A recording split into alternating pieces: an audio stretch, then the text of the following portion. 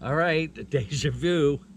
Yeah, I'm wearing the same shirt, maybe even the same shorts, but it is a week later after the repairs. Just to prove it, I put on my Newfoundland hat. Okay, so the repairs have been complete. He kept it overnight because he rebuilt both sides, but he didn't cut any other hangers off except for the one that was bent. And it was bent so bad that he actually had to cut part of the frame out, re-weld a new section of frame, and then he reinforced it. Let me give you a quick look. Hopefully you can see it. Okay, so now you can see there's a new piece of frame here, a lot thicker than the original frame too, I might add. This is the stock frame from Lippert. This thin piece of metal, this thicker piece of metal is the metal that this guy welded in here.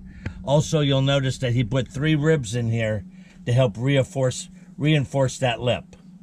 Okay, the spring hanger, I think he said I don't remember if he said he made a new one or if he cut the other one off and re-welded it to this. As you can see, I got the MORryde 3000s back on here.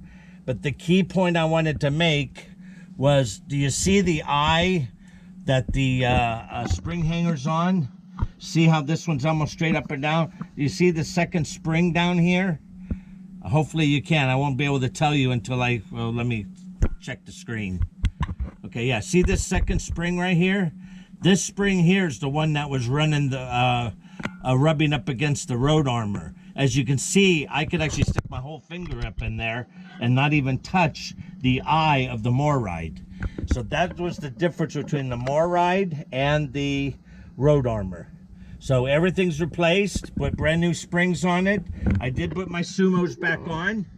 As you can see, right now there's a lot of space between it because we are leveled, and to level our spot, it lifted it that high off the ground. So anyway, all this foam here was for a little piece of underbelly that didn't fill in when we put it all back together. So I just bought some spray foam to fill it up with, so to keep the mice, the water, and everything out.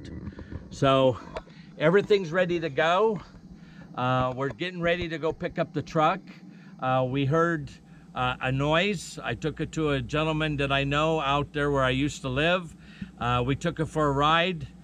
He said, that's an exhaust leak. I says, okay, now what? He says, well, is it still under warranty? I says, well, matter of fact, I think it is. Powertrain warranty, right? He said, yep, that's what it is. Took it in, they confirmed there's actually a recall on it. I think they tried to replace the gasket and the gasket didn't work, so they ended up replacing the manifold. And then I did a dumb thing.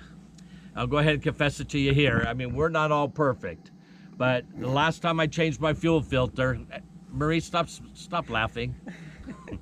I can't help myself. Hold the camera straight while you're laughing then. The last time I changed my fuel filter, I apparently over-tightened the canister, and I had 3 different people help me try to get the canister off with no success. So I ended up having to replace the whole filter housing in order to be able to change fuel filters in the future. So we just got the phone call, so we're gonna go pick up the truck. When we get back, we'll get this video posted. And in less than 24 hours, we're heading to Sedona. See you later.